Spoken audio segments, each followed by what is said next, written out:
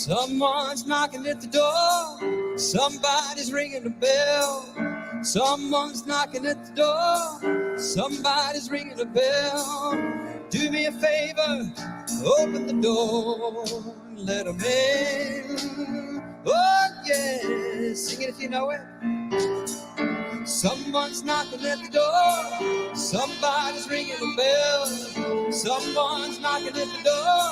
Somebody's ringing the bell.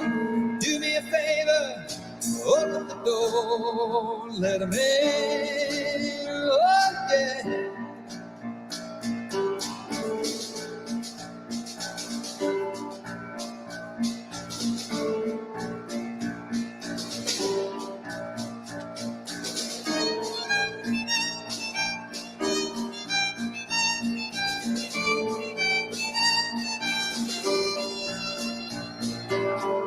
Sister Susie, Brother John, Martin Luther, feeling down, Brother Michael, Auntie Jen, open the door and let me in. Oh yeah.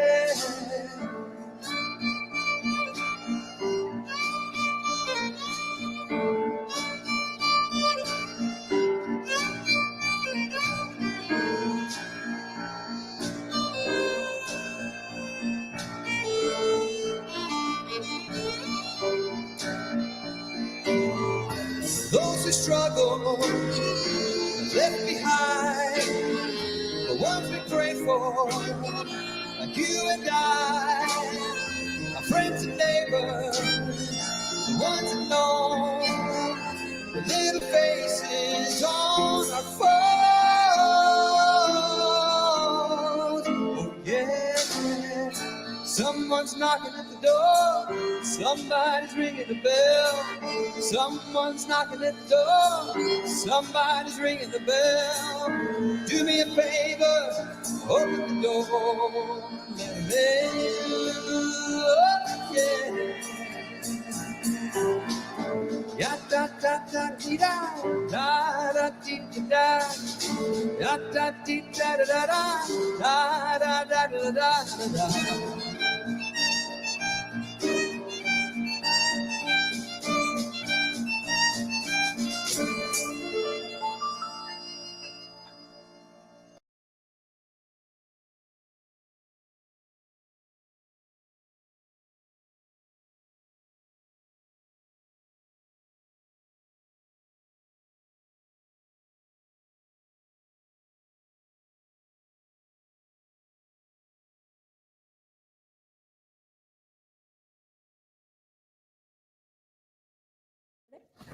Cold, maybe disease, maybe the flu.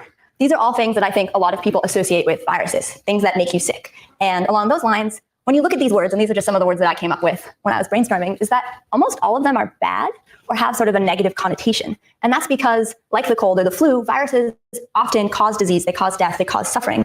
But that's not the whole story, and that's what we are here to tell you today. So a quick outline of today's lecture. I'm going to start with a quick introduction to viruses and how they work. And then I'm going to talk about how viruses interact with our human genome, with the DNA inside of us. And Katie, in the second half, is going to talk about the viruses that are inside of our body. And throughout the talk, there will be some words that are bolded and highlighted in green. Those are the words that are on the handout that you might have picked up if you want to reference them and look up their definitions. All right, so a quick introduction to viruses. First of all, what is a virus? A virus is a very, very small infectious agent that only replicates inside the cells of other organisms. So it's this kind of unique organism where it can't really live on its own. It has a particle, and the particle can survive on the desk, anywhere in the world for a short amount of time, but it can't reproduce. It can't propagate itself without being inside another organism. And that can be a human, that can be an animal, that can be a plant, it can even be a bacteria. And because these viruses can take a lot of different forms, but they have sort of a general structure. So here are 3 examples of what a virus might look like if you looked at it. And even though they look different, they all sort of have the same structure, which is that they have a genetic material, which is inside of them. They have DNA, which what we also have and all animals and plants have. But viruses can also have RNA, which is just a variation on that. And I'm going to talk a little bit more about the relationship between those 2 later. And viruses also have a capsid, sort of a protein coat that encloses their DNA or their RNA.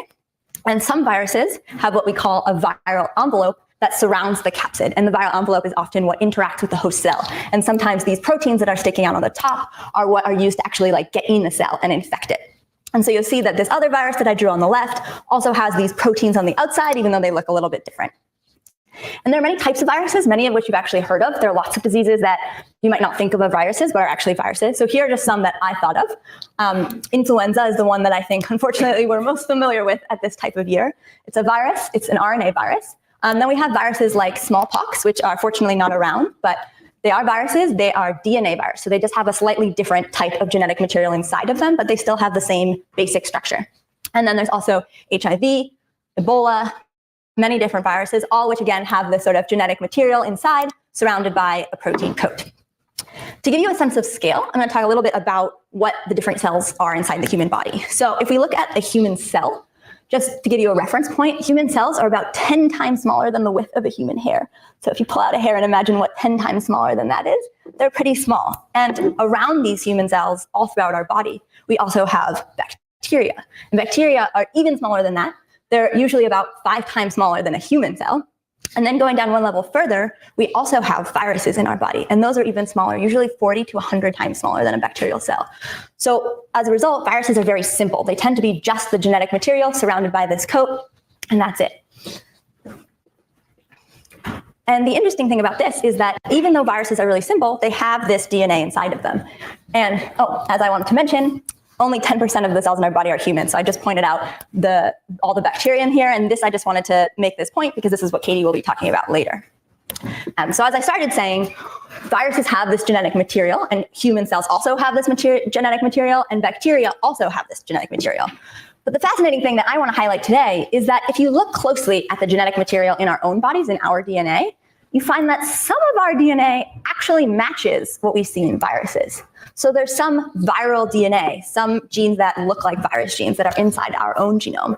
And the even more surprising fact is that almost 10% of our DNA is thought to be viral, is thought to be made up of pieces of viruses that got in there. So I'm going to tell you about how they got there and what they're doing there. But before we understand that, we need to understand how viruses work and what the viral life cycle looks like. And that starts with what we like to call the central dogma of biology. And this is the idea that the DNA in our cells is something like the blueprint. It's what everything in our body is made out of. And inside of our bodies, this DNA is copied, and RNA, which is a similar genetic material, is made out of this DNA. And this RNA is actually what is read by certain proteins in our body to make other proteins, which actually do all the functions inside of our cells and inside of our bodies. They're responsible for everything working, both in us and other organisms. And the reason we call this the central dogma is because all walks of life have this sort of pattern. They start from DNA, the blueprint of everything. That is used to make RNA, and that is used to make protein. One side note is that some viruses actually start at the RNA step. They take out this DNA just because it's simpler. But the same principle applies. The RNA is used to make protein. So let's use this concept to understand the basic viral life cycle. And I'm going to use flu as an example. It's a simple virus. It's an RNA virus, just easier to draw. Don't have to draw the DNA step. So you can see that this flu virus up here is going to infect a human cell. And when the flu virus infects a human cell, it's going to release its RNA, its genetic material, into the cell. And then this genetic material is going to move into the nucleus of the cell, which is where the DNA of the human. And that's an important step because, as I mentioned, viruses can't exist outside cells. They need cells to reproduce. So what the virus is actually going to do is sort of co-opt the machinery that's inside the human cell and use human cell machinery to copy itself. So what I'm showing here is that now the virus has used what's inside the human cell to take its own RNA and make protein. And so it's made the viral protein. So what I mentioned, these proteins on the outside in yellow and green, this capsid protein. So it used the machinery inside the cell to turn its RNA into protein and also to copy its own RNA. So now you have all the parts that you need to make a new virus. So this new RNA, that's a copy of the original virus RNA, and the new proteins can come together, make new virus, often killing the host cell in the process. And this new virus can go on to infect other cells, either in the same organism or if it's released into another organism. So that's sort of the general viral life cycle. Before I move on to talk about how these viruses got into our DNA, I just want to pause for questions and see if anyone has any questions about how viruses work or how they get inside cells. Yeah? Can viruses be said to eat? So they said to eat. I don't think so. I think viruses just tend to go inside cells and replicate. But there's this sort of interesting idea where like viruses aren't alive in the same sense that many other organisms are alive. And that's actually a sort of interesting debate. So they don't perform a lot of the functions that we think of as like living beings, like eating.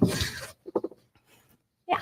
So I thought viruses like enter the membrane and then eat some proteins behind, and then do they actually go into the nucleus of the cell? Yeah, so the question was whether the viruses go into the nucleus of the cell. And yeah, so they actually get into the nucleus, and that's where they can take all the machinery, because the DNA of, like, for example, humans is copied in the nucleus. So they need the proteins that are there specifically to copy their RNA.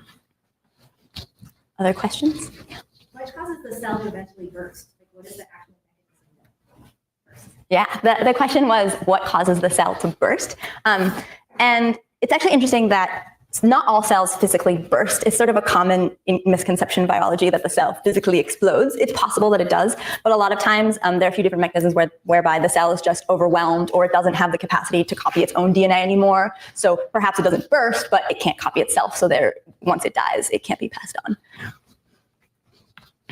Yeah. So if viruses don't eat, then are they able to take any energy from their environment, or do they have all the energy that they're going to have when they're created and then just run out?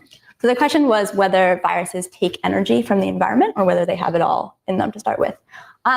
That's an interesting question. We don't really talk about energy too much with viruses. I think it's because they don't have these normal processes of like, they don't have to eat to survive. All they really need is like, there isn't much to them. It's just the DNA, and all a virus really is this DNA or RNA, and it gets copied and transported. So I think if you want to think of it in terms of energy, it's like really using the energy of the cell. It's not like providing any of its own machinery to copy and reproduce. Yeah, some people call it like sort of a parasitic relationship. It's sort of passive. It's not like actively reproducing. It needs to rely on some other organism's energy to do so. When you say it's within a cell, you kind of be like doing something when it's within a cell. Yeah, the question was, when I say viruses only live within a cell, is if they're only doing something within a cell. Yeah, so the virus particles that I showed you, those can exist outside of cells. They can, when I sneeze, they can just sort of land on this table and sit there, but they can't really move on their own. They can't reproduce on their own. They rely on being able to insert in the cell. The one function they do is they are, attached to cells and get inside of them, but they don't really serve any other function otherwise. Yeah, up there. So if viruses aren't really alive, how do you stop them from being active and replicating? So like when someone, when they eradicated smallpox, like how do you stop it from being an active virus?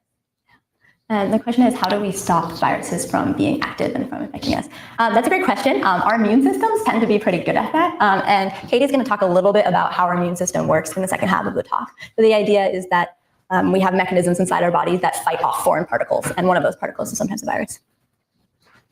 Yeah. What does the cell do to go into, what does the virus do to get into the cell that it's host? Oh, yeah. So the question is, what does the virus do to actually get into its host cell? So you saw a lot of those viruses have those proteins that stick out from the outside. And many times those proteins have recognized a certain protein on the outside of a cell. So they sort of make a match, or they fit. So when they come in contact with the right kind of cell, they can just sort of push into it and enter it.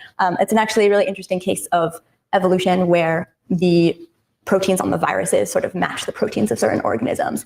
And if the organism changes that protein, then the virus can no longer get in. So then the virus has to change.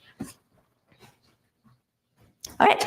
Hopefully we all have a sort of good understanding of how viruses work. I'm going to move on because I think this retrovirus part is really cool, and you'll learn what that means in just a second. So I'm going to talk about viruses in the human genome, as I mentioned, how we got viruses in our DNA. And more specifically, there are certain types of viruses that can actually insert their genetic material into the DNA, not just the cells, the actual DNA of other organisms, including humans. So what I'm showing here is maybe this black DNA is our human DNA, and the pink is the virus that has inserted itself in there. And this is a special type of virus that's called a retrovirus. So the big question is, how did it get in?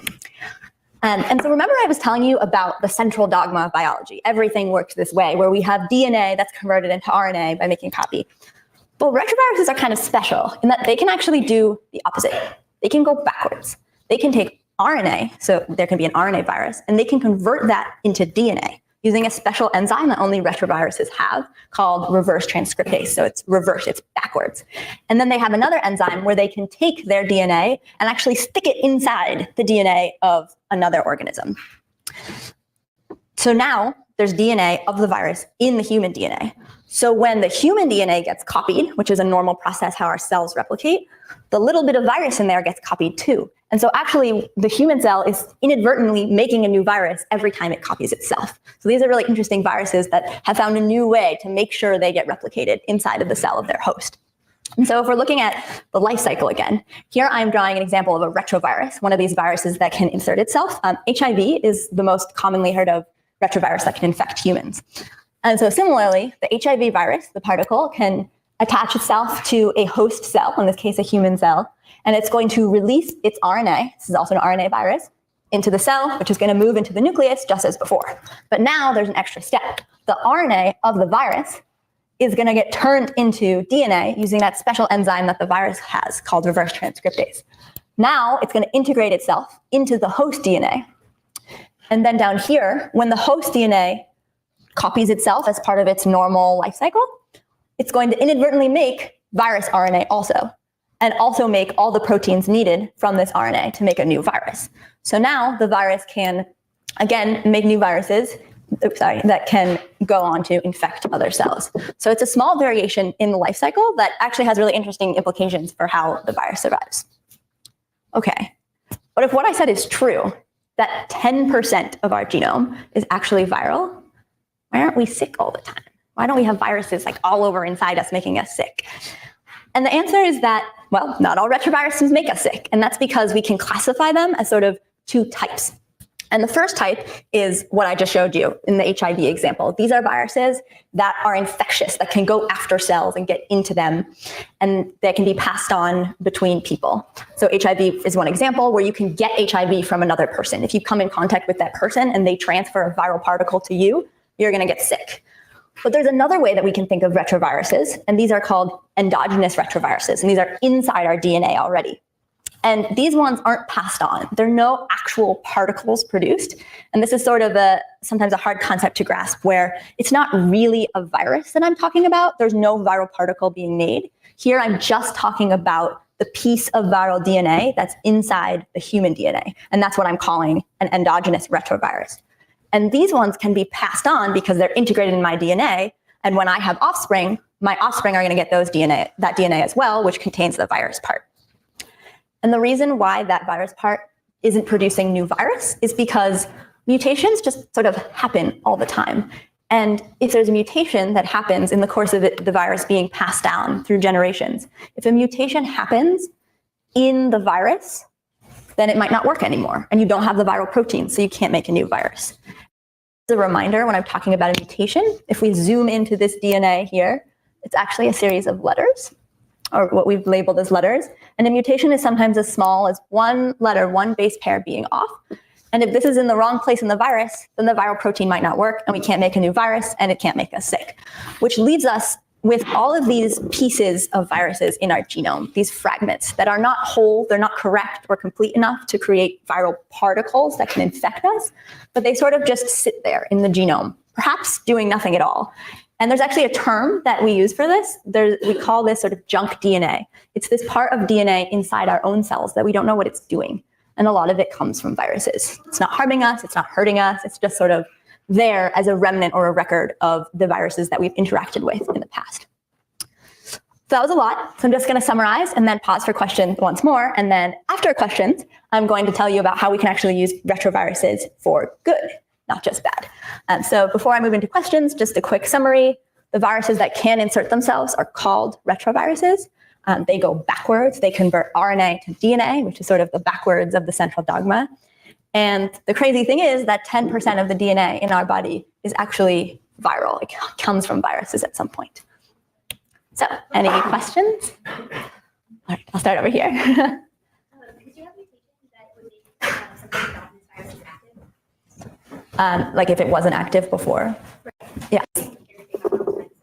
Yeah, so the question is, if there's an endogenous retrovirus, could you have a mutation that makes it active again? And I would say that it's possible. It's just really unlikely, just because there are so many places in our genome that a mutation happens. And so usually what happens is the mutation hits the virus like once in, many, many years of being passed on. And that's what makes the virus endogenous.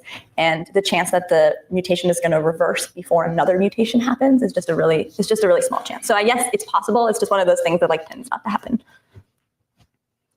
Right. Let's go here. We have bacteria that are beneficial in our body. Mhm. Are there also viruses that are beneficial in our body? Just wait. Yeah, that's the answer. So the question was whether there are viruses that are beneficial, and Katie jumped in because this is what she's going to talk about in the second half. Yeah. Were the endogenous viruses once harmful Mhm. to us? And then they just weren't harmful enough to kill us, so we. Yeah, so the question is, were the endogenous viruses once harmful? And so, yeah, all viruses start out as these exogenous, they're outside, they infect. And what happens is if you infect a certain type of cell, a germ cell, like an egg or a sperm that can be passed on, then you can pass on this. And what happens is usually it will only get passed on if the person isn't killed. And so over time, the mutations accumulate and it becomes not infectious anymore. Yes, trying to pick new people. Is there a mechanism that targets the viral DNA to a specific region in the host DNA? I imagine there would have to be a different gene delivery. Yeah, so the question is whether the virus, when it gets into the host DNA, like targets a specific region. And that's a great question because that's something we're trying to work out. It's definitely true that some viruses target certain types of cells and they like to get into certain types of cells. And what I'll talk about in the next part is how we're trying to figure out how specific we can be at targeting. And that's something that we're not perfect at yet. The virus can sort of integrate anywhere or in many different places. Now your question. Does this kind of, relationship between the viral genome and the human genome affect, the generations of a miasm? The generations of what? A miasm of like diseases through generations? So Humans. yeah, so you're asking is whether the integration of the virus affect like additional diseases or? Let's say the progeny of someone who had tuberculosis. Mhm. That would affect the DNA of the person that's, the offspring. That there's some kind of genetic record Yeah, that creates a vulnerability to a specific, virus or. yeah. So the question is if like the record, if the viral DNA inside of us actually like affects if we get sick again. Is that the question? No, Oh. I mean the progeny, like the constitution of the next. Oh, okay. Yeah. So when the retrovirus actually gets in and gets passed on, it stays in all the progeny. And so all the progeny will have that piece of virus. And so that's why sometimes people consider retroviruses in our genome as like a record exactly of all of the viruses our ancestors have ever interacted with. The important thing to note is that it's a pretty rare event for a virus to actually integrate and get passed on. So it's not just any virus or any infectious virus that can get in. It has to be a retrovirus. And it has to it doesn't happen all the time. It's not like HIV isn't being passed on in that way, even though it's a retrovirus. Does that answer your question? Well, I mean, there's babies born with AIDS. Yeah, so babies are born with AIDS, but that's actually because they got a virus particle from the blood of their mother, not because it was in their DNA. Yeah, that's a very confusing point. It's worth mentioning that there are very few viral integrations if you think about the course of history. We have viral integrations over the course of 30 million years, and we think that the last one was 30,000 years ago. So it doesn't happen every single day. Yeah, there. Why does an endogenous virus take the time to convert its RNA to DNA? Why can't it just multiply itself as an RNA strand already in the cell, in the whole cell? Yeah, that's a great question. So the question is, why does the retrovirus take time to convert into DNA? Why doesn't it just live like a normal virus? And I don't know if I know the exact answer to this question, but my guess is that if you can get into the DNA of your host and a mutation doesn't happen, then you're sort of guaranteed to be replicated forever. You don't have to go find a new cell. You're just sort of built into the host DNA. So I'm sure there are examples of maybe not a human, but an animal or a plant host where the virus is just always being made and it's always surviving. So it's very advantageous if you can do that. Actually, I'll chime in there. The RNA is actually very unstable inside the cell. It needs to be that it actually gets quickly degraded. And so in order to preserve the integrity, the virus will integrate into DNA.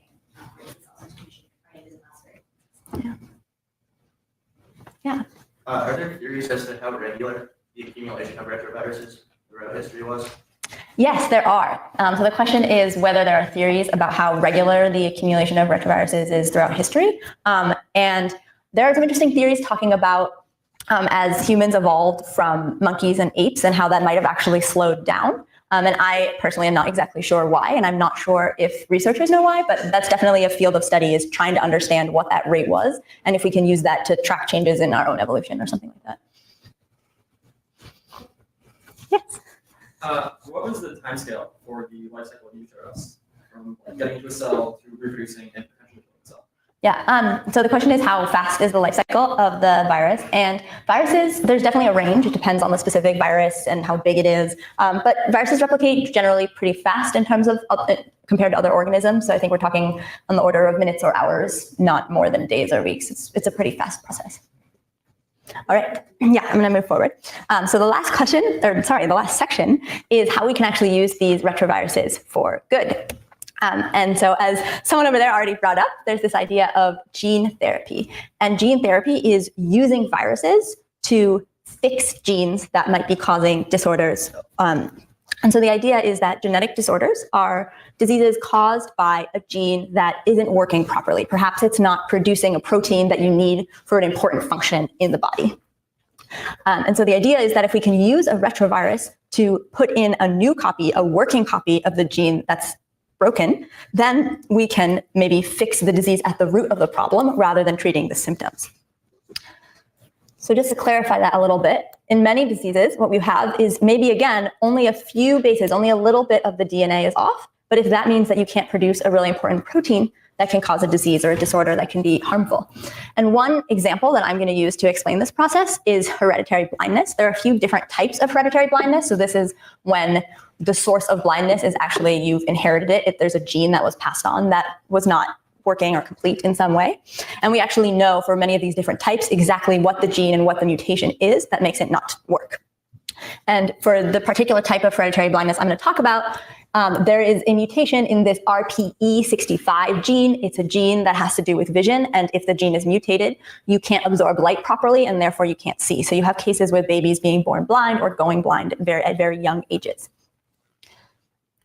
So the idea of this therapy is to take a retrovirus. So, I mean, it could even be something like HIV or another retrovirus that knows how to integrate itself into the DNA of another organism. And we can cut out the middle, make sure it's not infectious anymore, and put in a new copy of this gene that's necessary. So we have here a new copy of this gene that doesn't have the mutation that might be causing problems. And then if we can inject this retrovirus into, in this example, the eye, and therefore have a new working gene inside, we'll now have the correct gene as well as the mutated gene. But now because the correct gene is there, we can produce the protein, this RPE65 protein that's necessary for vision. It's made correctly and actually restore vision. And this has actually been done in clinical trials over the last few years and been successful at curing very young children of blindness.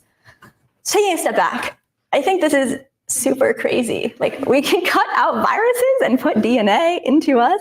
It's a crazy thought. And I just want to say that, yeah, we can definitely do that. I've actually used this technique in my lab, not for curing diseases, but for doing various types of lab work. And it's actually a relatively simple process because as I mentioned at the beginning, viruses are really simple. They're often just a few genes that are coded in a very small piece of DNA or RNA that make a virus. So it's actually quite easy to make a modified version of a virus in a lab and to put our own RNA into it. So if this is true, then why haven't we cured everything? Why is this not a miracle cure for all of these genetic disorders? Why haven't we cured, for example, colorblindness, cystic fibrosis? These are all disorders that we know are caused by a particular gene. And in many cases, we know the gene, we know the specific mutation that causes them. Why haven't we fixed them? And the answer is that gene therapy is still very much in its infancy as a technology. Here I've listed just a few of the limitations. And some of these we can understand by thinking about the viral life cycle and some of the questions that we've discussed. So one problem that we're having is viruses can sometimes infect more than one kind of cell. They're not super targeted. And you can imagine that if you're inserting new DNA that produce new proteins in cells where they shouldn't be there, you could have some problems. So this is just one of the reasons why this retroviral gene therapy isn't perfect yet, but these are all problems we're working on and getting to good solutions for. Other ideas are that even though these viruses are not infectious, they're not going to make you sick, our body doesn't like foreign particles. Our immune system is pretty good at getting rid of them. And so if our body is not reacting well to this foreign particle, you might get another type of sickness as a result. And so this is just some of the reasons why gene therapy isn't perfect yet, but it's definitely in progress. And as I mentioned with the blindness example, it's actually been very successful in specific cases and has gone through clinical trials and actually helped people. And so with that, I'm going to wrap up this section of the talk. Just to summarize, what I hope you'll take away from this is that retroviruses can be really bad. They have this really unique way of getting into DNA and causing problems there. But they also can be sort of neutral. They can be the junk DNA that just sits on our genome and doesn't do anything. And the hope that is in the future and very soon, they can actually be used as a force for good. We can use these retroviruses and their ability to integrate to insert new genes and hopefully cure a lot of these genetic disorders. With that, I'll take my final round of questions before moving on to Katie's part. Yeah, in the front. So the reason why they do it in really young kids is because their cells are still going to replicate a lot, I'm guessing? Is that why it works better in young children to do the... So the question is why they do it in young children, as why they do that. That's actually a good question. I'm not sure if I know the answer. I'm not 100% sure that it has to do with the cells replicating. It might just be that they're prime candidates for this sort of study since they have their whole life of not seeing ahead of them. I don't know if anybody else has a better answer for that, but sorry. Other questions? Yeah.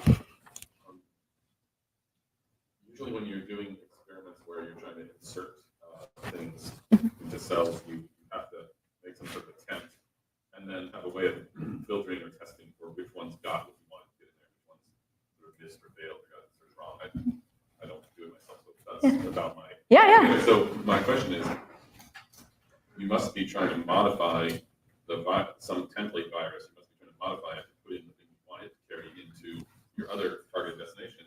How do you filter or test the viral particles? That you must be doing something, and then you must need to somehow filter the viral particles to figure out which ones are now carrying the thing you want or not. Now, the usual thing that I think about is that you're inserting something into an E. coli or something like that, you put alongside the thing that you want carried in some sort of resistant, like so that it can't. Something that you can then use to test for. But the virus is carrying, you said, a really small amount of stuff. So what's your testing methodology? Yeah, so just to simplify that question a little bit, the question is, how do you actually make sure that the viruses we're inserting have this like new DNA that we're putting in there, right? Like versus what they had.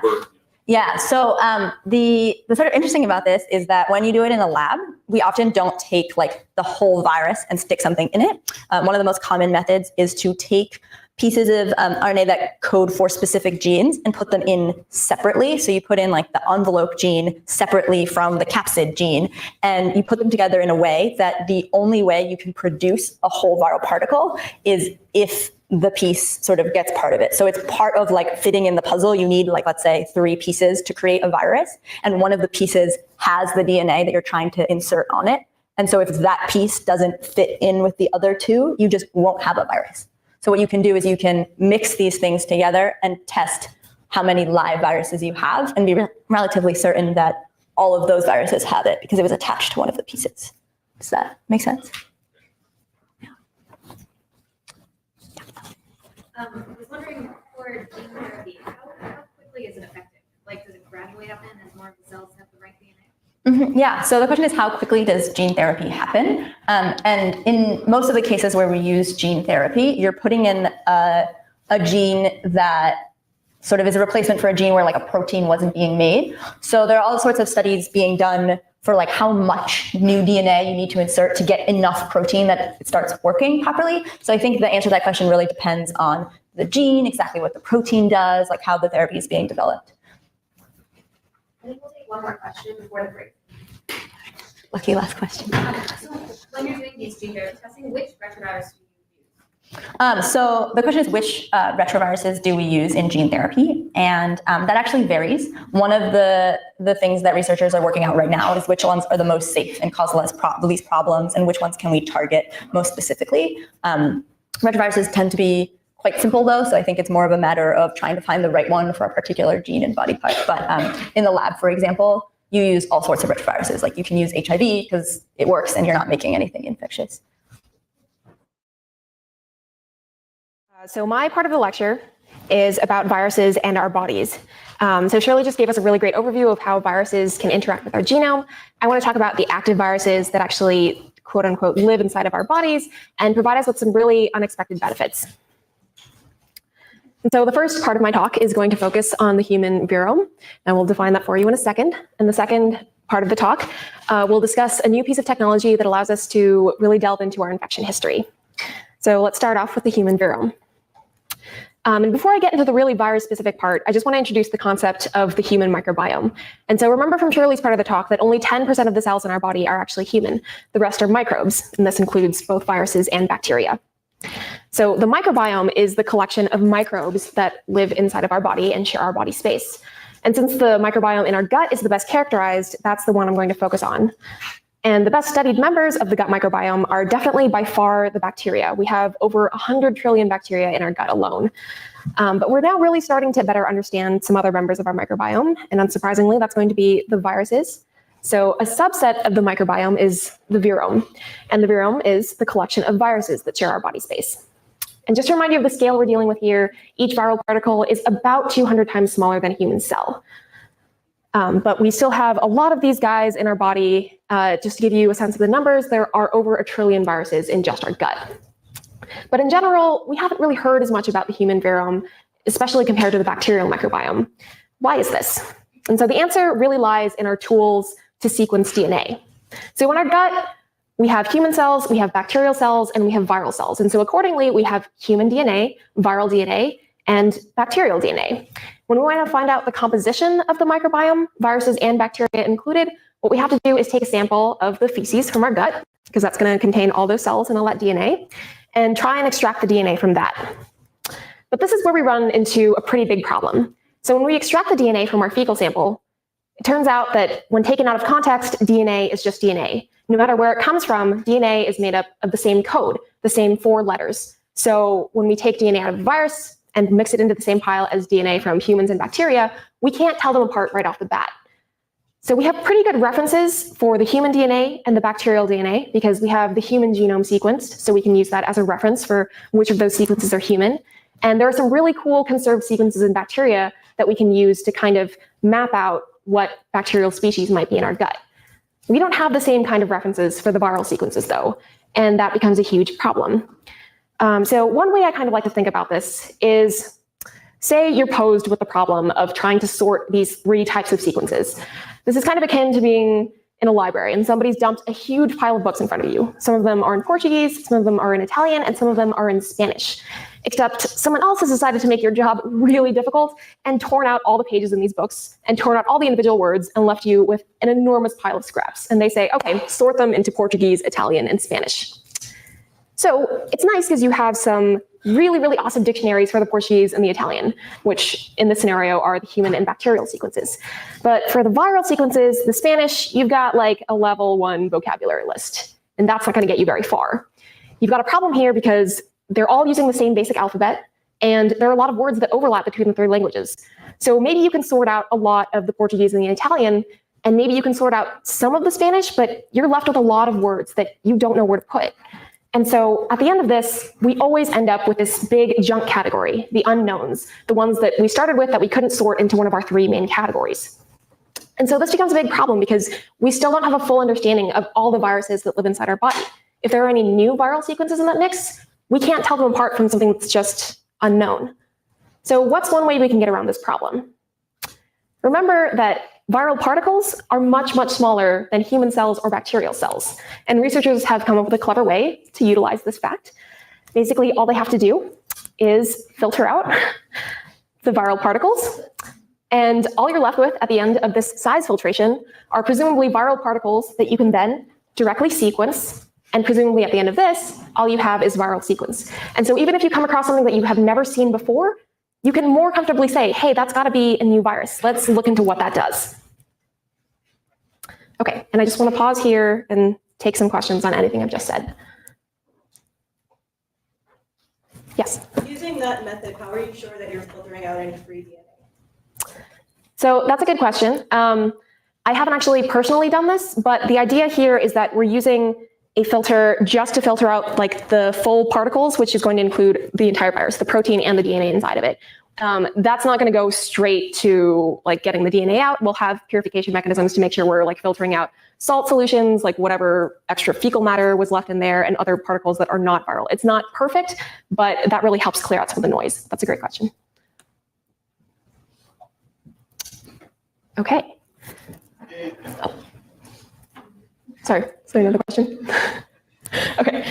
All right, so I just talked about using some genetic tools to gain a better understanding of our virome, but why do we even care? Why do we want to know more about the viruses that live in our body? Can't we just say, cool, they're there, why does it matter if they're just kind of neutral? But it turns out we're starting to learn some really cool stuff about our virome, and certain members of it can actually protect us from disease. And now I'm going to take you through one of my favorite examples of this. So in this scenario, you are kind of a mouse. The mouse is our model organism here, and it's our stand-in for a human because we would get in big trouble if we tried to do this with humans. So when you have a healthy mouse with a healthy, intact bacterial microbiome, when it encounters a pathogenic bacterium, in this case something called Citrobacter rodentium, which is kind of like the mouse version of really bad E. coli that you don't want to get, the mouse doesn't really care. The pathogenic bacterium will pass through its system, but there are enough good bacteria in its gut to kind of fight it off. And so at the end of this equation, we still have a healthy mouse. And it's all because it had a full intact bacterial microbiome. However, when we first treat this mouse with antibiotics, the antibiotics get rid of a lot of the good bacteria in its gut. And so the mouse no longer has a team of bacteria to kind of fight off this invader. So when the Citrobacter comes along, well, things don't end so well, and we end up with dead mouse. So researchers wanted to know if there was something else they could add to this equation to restore the healthy mouse at the end of this equation. What can kind of compensate for not having healthy bacteria in our gut to fight off bacterial invaders? And it shouldn't be shocking that the answer to this is a virus. So what happens here is, even though the mouse no longer has the full microbiome to protect it, adding this symbiotic virus that normally lives inside a healthy mouse but doesn't cause infection is enough to prevent other pathogenic bacteria from invading and causing disease. So in this case, a member of the virome is actually protecting its host. All right, and so with this example, I hope I've been able to show that there are some really cool parts of the virome and that they really are capable of protecting us. And so in this example, we have a virus that's mainly affecting host cells, the mouse cells. But this is actually a little bit of an anomaly, excuse me. It turns out that most of the members of our virome actually primarily interact with bacteria instead of host cells. And the type of the type of virus that I'm going to discuss next is called a bacteriophage, a type of virus that only infects bacteria and does not infect human or mouse cells. And these viruses and bacteria actually seem to coexist pretty symbiotically and pretty happily inside of our gut. So these bacteriophage, which I mentioned before, are again viruses that only infect bacteria. They have no effect on human cells, and usually they only infect one specific kind of bacteria. And these viral bacterial interactions play a big part in stabilizing how our gut microbiome, the bacterial part, really works. So let's go through an example of this. And I just want to remind you that this is not what happens in all scenarios, but I hope this was a good illustration of how viruses can affect bacterial populations. So we're starting here with just a normal population of bacterial cells, each of these here. And the circle in the middle is the bacterial DNA, which in bacteria is circular. And so some of these bacteria are infected by bacteriophage, or phage for short, and I'll be using the nickname phage throughout the rest of my talk. And so what's a little bit different than what Shirley described in the first half of the talk is each phage will land on a bacterial cell and, like a syringe, inject its DNA into the bacteria. What happens next is sometimes when these phage do this, a piece of the phage DNA gets incorporated into the bacterial DNA, denoted by this kind of pinkish red here in the bacterial DNA. The rest of it is intact, but what's happening now is every time the bacterium from its RNA, it's also producing viral proteins. And in this scenario, this is not killing the bacterial cell. But what's important here is, so keep an eye on these cells with the red here. This can actually be really advantageous for the infected bacteria. They end up outcompeting the uninfected bacteria by a lot. And so this is what happened in a recent finding that came out of a group at Baylor. So there's a bacterium that lives in our gut symbiotically, it doesn't hurt us, called Enterococcus faecalis. And Enterococcus is capable of expressing phage genes. So after a phage has infected the Enterococcus, it carries the phage genes and is able to produce phage proteins. And when this happens, it can outcompete its neighbors. So if you take a look at the graph over here on the left, we see that the y-axis over here is a competition ratio. A competition ratio of 1 would be if the strains being compared were equally competitive with each other, and you start with a 50-50 ratio at the beginning and end with a 50-50 ratio. What's happening is, in the column on the left, these are the Enterococcus that carry phage competing with their neighbors, and they're outcompeting their neighbors by a lot, 1.5 versus 1. But the Enterococcus that don't carry the phage genes fail to outcompete their neighbors. So what's basically going on here is the Enterococcus, one species of bacteria, is using phage to get rid of other bacteria that they don't want around. So why can't we do this too? It turns out we can with something called phage therapy. And so remember that there are many, many, many kinds of bacteriophage, and each different kind is capable of infecting one very specific type of bacteria. And for a long time, we've been really interested in using phages to get rid of our unwanted bacteria. And this started quite a long time ago, in the early 1900s. So almost immediately after someone identified bacteriophage, and a cool piece of trivia here is bacteriophage is a combination of the words bacteria and phage, which means to eat. So these phages are not literally eating bacteria, but they are infecting them and causing them to die in a lot of cases. Almost immediately after they were identified, people were trying to use them to treat dysentery and trying to commercialize them for general use in the clinic. But right from the get-go, it shouldn't be surprising that people had a lot of misgivings about using phage therapy. People were introducing one infectious agent to clear out another, and people were really worried about the side effects. After all, these were still active viral particles, and even though we know today that they only infect bacteria, we don't know the full range of side effects that's possible. But really, the primary reason that phage therapy kind of fell out of fashion in the mid-1900s was the discovery of antibiotics in 1941. And this was kind of a huge, huge deal at the time. People thought this was a miracle drug. Infections that used to be fatal were suddenly curable by one visit to the doctor and one shot of penicillin. And people had thought they had just solved infectious disease. But even though this kind of spurred a shift away from phage therapy, almost immediately after people started using antibiotics, they also realized that when you start treating bacteria with these drugs, and you don't always do it consistently, the bacteria very easily develop resistance. And so the rise of antibiotic resistance made a lot of these drugs less and less useful. So people turned back to phage therapy and tried to make more out of that. And it was only 6 years ago that the first clinical trial in humans was performed and published. And what happened here was people were able to successfully use phage to treat antibiotic-resistant ear infections.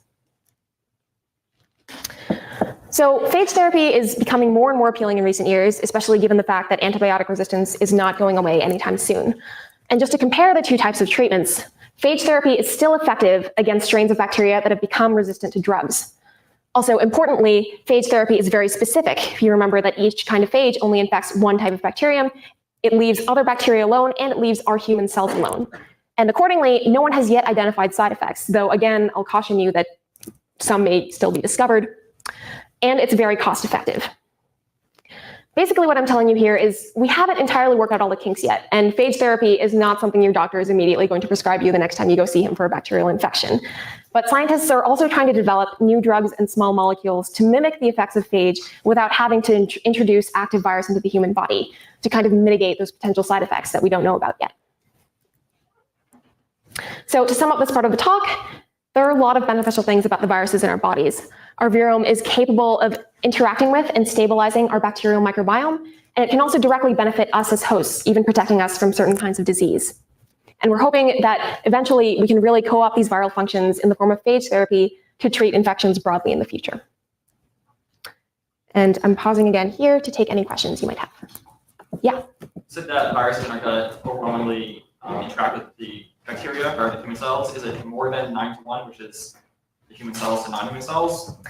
Yeah, so, okay, so the question was about the ratio of viruses to bacteria in our gut. Is it similar to the ratio of bacteria to human cells? Or, oh, no, I'm sorry. I misstated the question. Well, you said that they interact, the viruses in our gut interact more with bacteria in our gut than with human cells. Did I get that correct? Yes.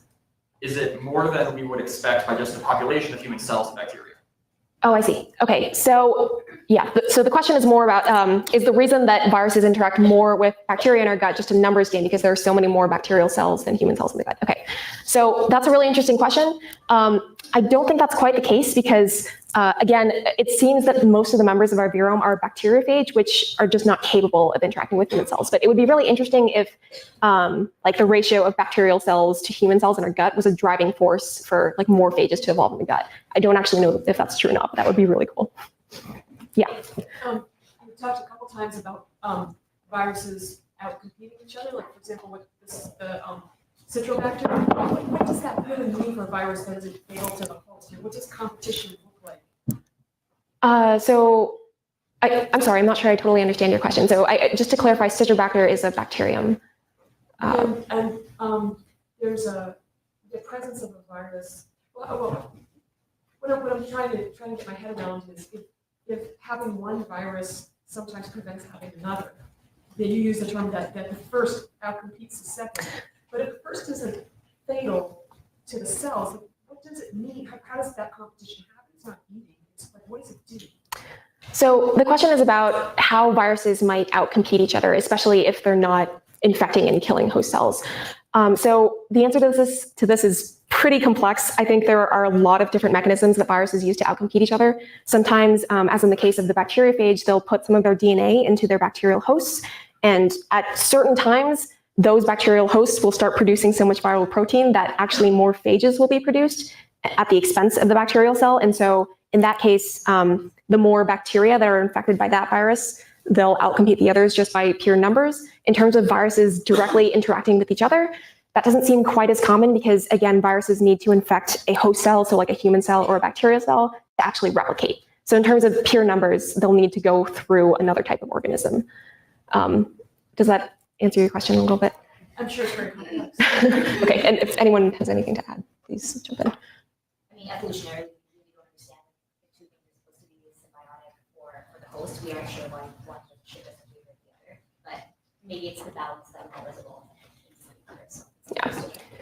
And a couple parallels have been drawn between the balance of bacteria in our gut and the balance of viruses in our gut. So for instance, what we eat really affects the composition of bacterial species in our gut. And there's some evidence now that the case is similar with viruses, though it's probably through their bacterial host. So if virus A only infects this bacterium and there's a lot more of them, then of course there will be more virus A. Does that make sense? Yes. What are the relationships between viruses and hormones? Like, I had read in the 90s that research with people with HIV and giving them hormone and shift disease into a diabetic condition versus an HIV. So it was again another swap. But does the hormones have any relationship with what happens to the virus? I do not know the answer to that. So the question was about how the population of viruses in our body might be affected by our hormone balance. The only thing I know that has some relation to that is I know the hormones that do have some interaction with our gut, they can affect bacterial populations and thus affect, the viral predators of those bacterial populations. But I'm sorry, I don't know beyond that. Yes. My question is a little bit more about the gut microbiome as it pertains to bacteria than viruses. So, but what's the mechanism, or the most likely mechanism for how the microbiome fights off infection? So in that example of the mouse, is it just competing for space, or is it some sort of other mechanism that makes it hard for Citrobacter to get into the mouse? Yeah, great. So the question was about how the bacteria in our gut microbiome outcompete pathogenic invaders like the Citrobacter in the mouse example here. So that is an area of very, very active research.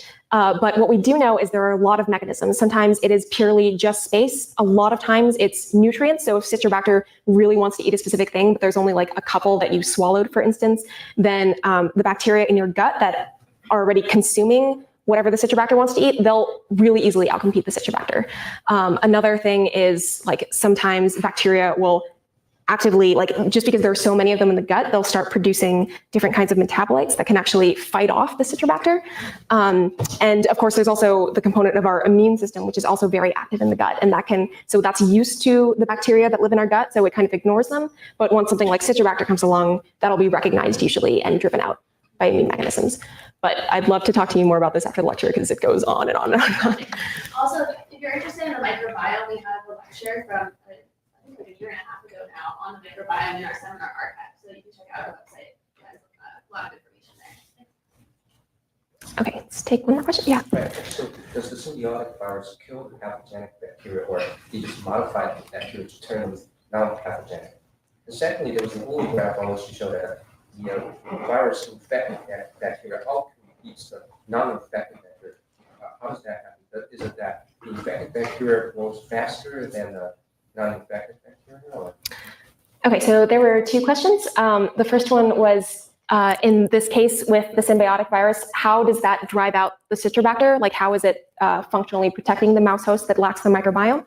And so in this case, they actually are not entirely sure, but they have some hypotheses about how this might be working.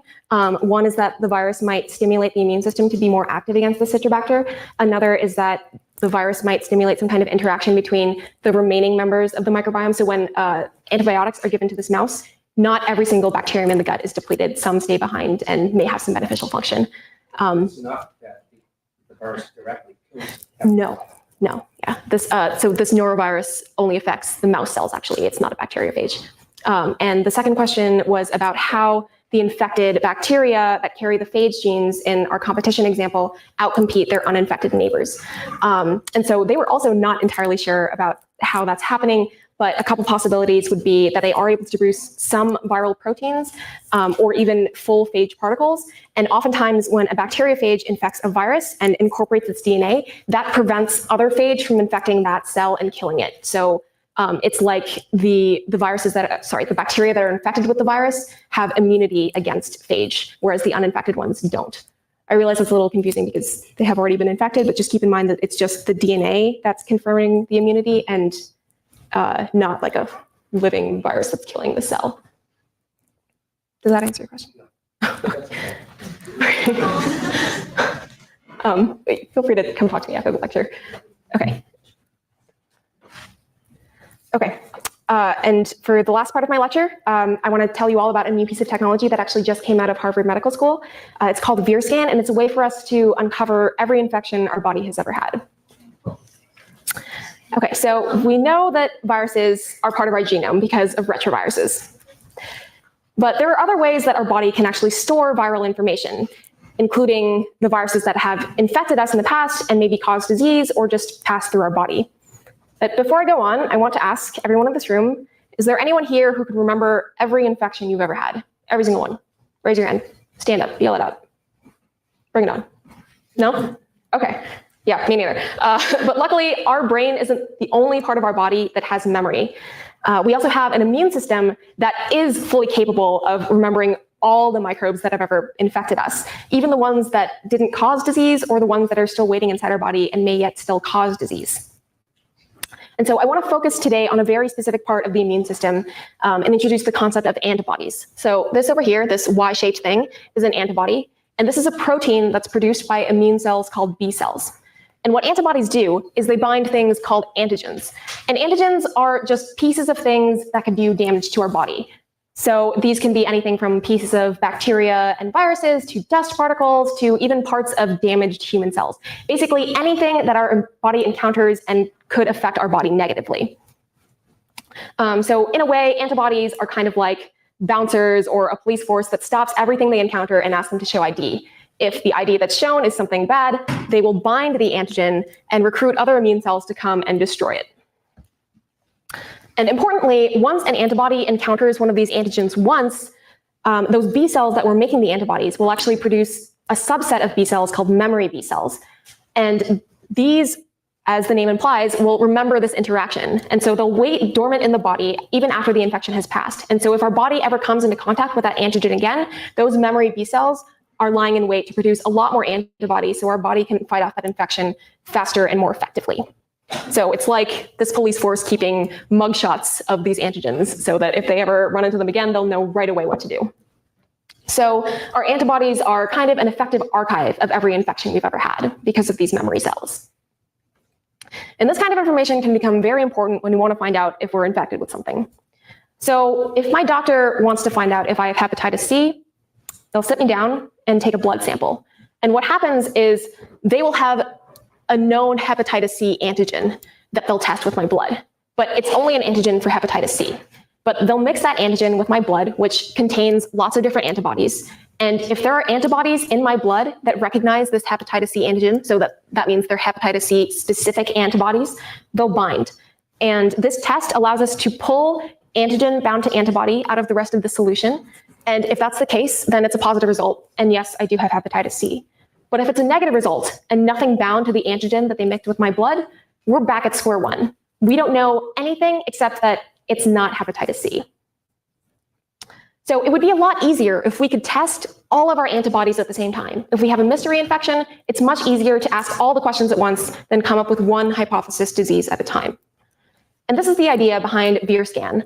So VIRSCAN, instead of just testing one antigen at a time to look for one individual type of antibody in our blood, they have a whole library of antigens.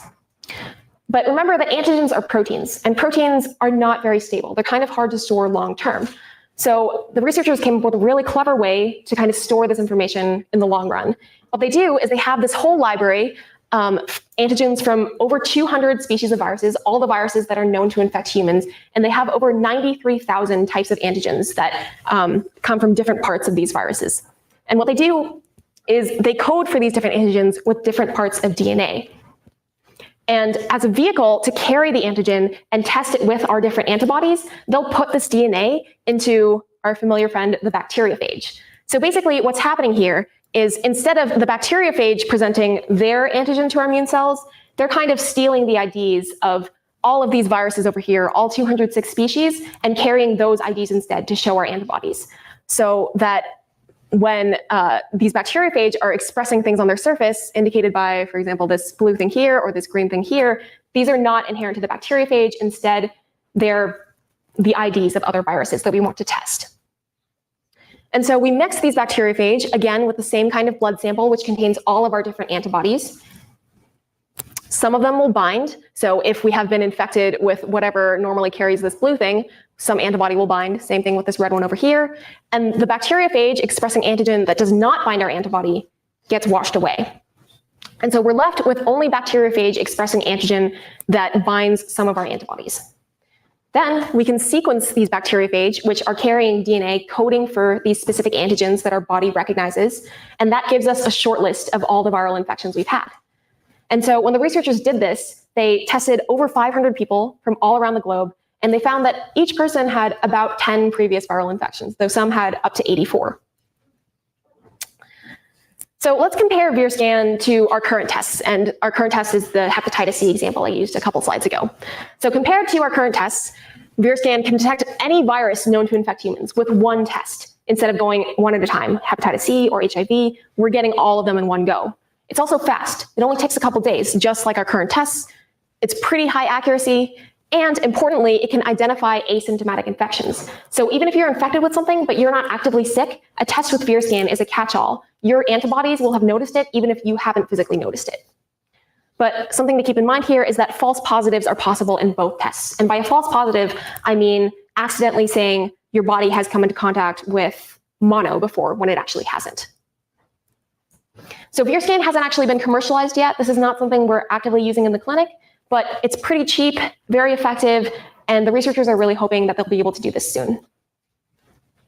So in this last part of the talk, we've discussed how antibodies help maintain our immunological memory. We now have some really great tools to find out what viral information our body is carrying. And with tests like VIRSCAN, we might be able to get around the burden of testing for different viral infections, one pathogen at a time. So let's come back to this list of mainly negative terms that we saw at the beginning of the talk. I really hope that after our lecture today, we can start introducing some positive associations as well, and that you've learned a little bit of something. And I just want to conclude by saying that we really just barely scratched the surface when it comes to learning about viruses. There's still a lot left to discover, both good and bad. And the truth of the matter is that viruses will probably still continue to cause disease in humans for as long as we're around. It's what they have to do to survive, but we're hoping that we'll come to understand them in a way so that we can use them to combat disease as well. And with that, I'll take any final questions. Yes?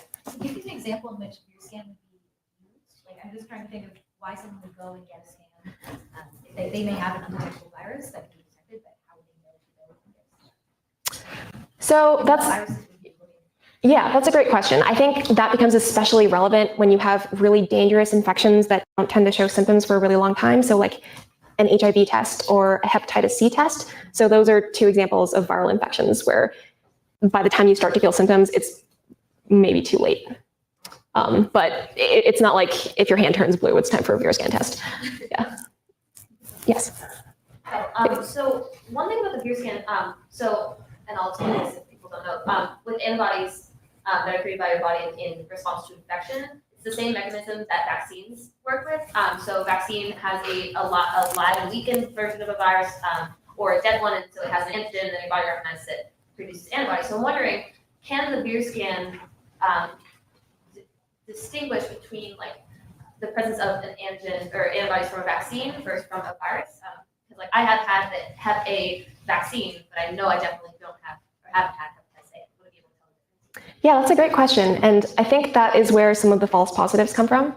And so but that is actually a problem with several tests that we have. So for example, one of the tests for tuberculosis is like a skin test, and they'll inject some antigen into your skin, and if it swells up, it means your immune system's reacting. But for example, if some of you may have had the BCG vaccine, you'll also react even though you don't have active TB. Yeah. So I mean, there are definitely false positives, and that's a huge problem with any kind of immune test. But yeah, that's a great point. Other questions? Yeah. Similar to follow up with that question, so I think traditional diagnostic was you throw a cocktail of antigens, hoping that your antibodies will recognize, presumably Hep C. So in this case, how many of these bacteriophages are expressing different epitopes for Hep C?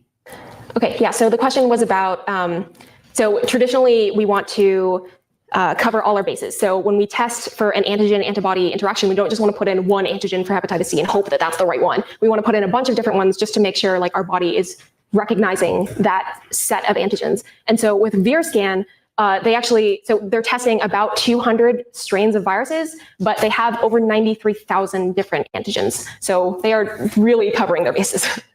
Yes. Well, my question is related to the vaccine question, and it is whether the typical vaccine, if I could get a vaccine for chickenpox, how many of the signature proteins on the real chickenpox is the vaccine duplicating? So would it be the case that my immune response on, like if you've got 1,000 different virus strains and VIRScan is saying 93,000, so that's about an average of 90 per virus.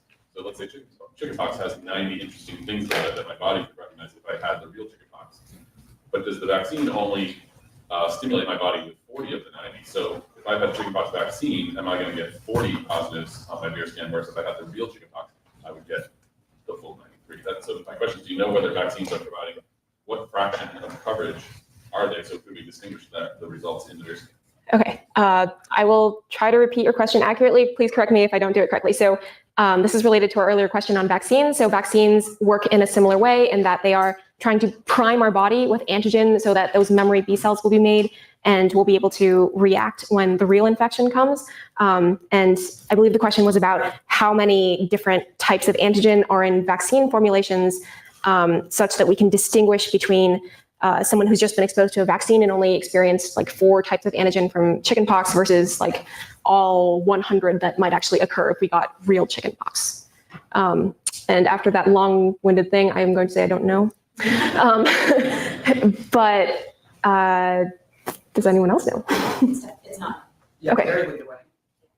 It depends on the host response and like how you design vaccines. So certain vaccines have like live viruses, or certain vaccines have attenuated viruses, and we think that the immune response to each of those is different and will potentially generate different antibodies. But which of those are actually totally relevant for depending on the infection is also. Yeah. And I also know that certain antigens, even if they're all in the same virus, some are more potent than others. So some are capable of stimulating the immune system more than others. And as Vinny just mentioned, we don't always have a good sense of which ones those are. Yes. 200 some odd viruses known to affect the human body seems really low, but is it compared to the number of bacteria that affect us? It seems low. Does it do? Yeah, okay, so the question was, is it really only 200 some types of viruses that infect us? That number seems low, and I totally agree. So kind of the subtext there is it's 206 dedicated species of bacteria. It's over 1,000 strains that they're testing in VIRScan. And Also, we have definitely not identified every virus that is capable of infecting humans, but I also will say that given the 10 to the 32nd power number of viruses that are on this planet, most of them don't actually care that much about humans. They'd much rather play with their bacterial friends. Yes. So somebody had asked about a clinical application for VirScan, and I work in oncology, and I know that, for certain treatments that we give patients, we can profoundly immunocompromised, and we definitely test them for all the viruses that we know of, so that we can possibly have viral infection that could, occur when they were in Yeah, that's awesome. And I know that, the question/comment made here was that there's potential for cancer immunotherapy with VirScan, and that's actually something that they're really excited about. So in certain types of cancer, the body can also recognize cancer antigens, and so there's potential for immunotherapy with things like VirScan as well. Yeah. So 206 viruses that affect humans, those are viruses that affect human cells, right? Yes. And there's some other large number that affect bacteria cells that are commonly found in humans. Yes. Yeah. So for this particular, that's part of the VirScan system. yeah. So the clarification there was that the 206 viruses mentioned in the VirScan context are those that directly affect human cells, infect and cause disease in human cells. We are not counting the vast number of viruses that affect the bacteria inside of our body and have indirect effects on our health. Great. Thank you so much.